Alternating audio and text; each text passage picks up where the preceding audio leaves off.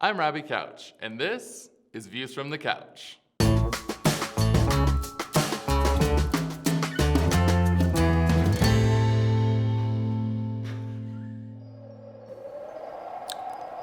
Oh, we're filming today? Can I have like 10 more minutes? 2 hours later. Okay, raise your hand if winter has you down. Seriously, I feel like I have no energy. I'm moody. I'm in a glass case of emotion! All I want to do is eat sausage pizza in bed all day. Something wrong with me? Maybe I have seasonal affective disorder.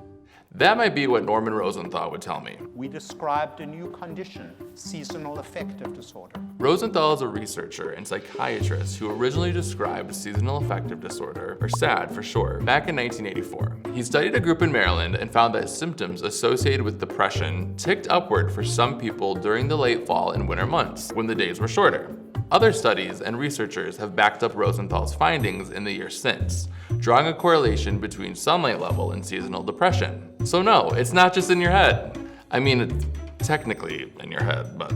In his years of research, Rosenthal has found there are variations in the severity people feel seasonal depression. Many people have what he dubbed the winter blues, a more mild form of SAD, while a small fraction have full-blown seasonal affective disorder that I and others like me experience every winter, all winter, and fall. Interestingly, some people experience an even rarer form of the disorder where their daylight exposure increases. It's what Lana Del Rey sang about in her hit 2013 single, Summertime Sadness. I got that summertime sadness.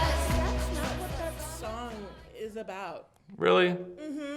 Seasonal depression makes sense from a physiological standpoint. Changes in sunlight can throw off your body's sleep-wake cycles and can cause imbalances in your levels of dopamine and serotonin. Those are neurotransmitters that control mood, energy, and appetite.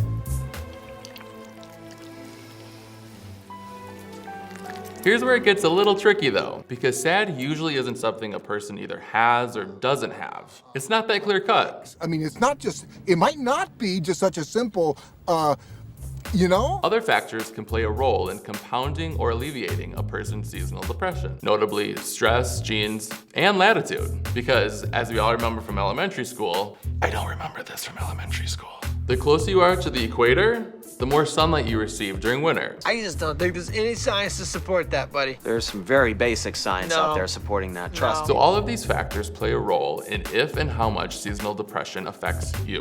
For instance, a person who spends a winter in Alaska, swamped working overtime, may feel the full wrath of SAD. But the following year, let's say that same person is working in a much less stressful office in Miami, Florida. I'm going to Miami. They might not get the winter blues at all. Same person, dramatically different sadness levels. See what I did there? On top of that, SAD may be harder for your physician to diagnose because the symptoms overlap with other forms of mental illness. The good news is, if you think you might have SAD, or even just a more mild form of the winter blues, treatment is out there. You can buy sun lamps for your home or office. Oh, whoa, yes, back, baby, I'm back. Get outside on sunny days if possible. Travel south if you can afford to do so, and be mindful of your diet and exercise. And of course, reach out and talk to someone. Staying on top of your mental health is important, and there are many people who want to see you happy and healthy.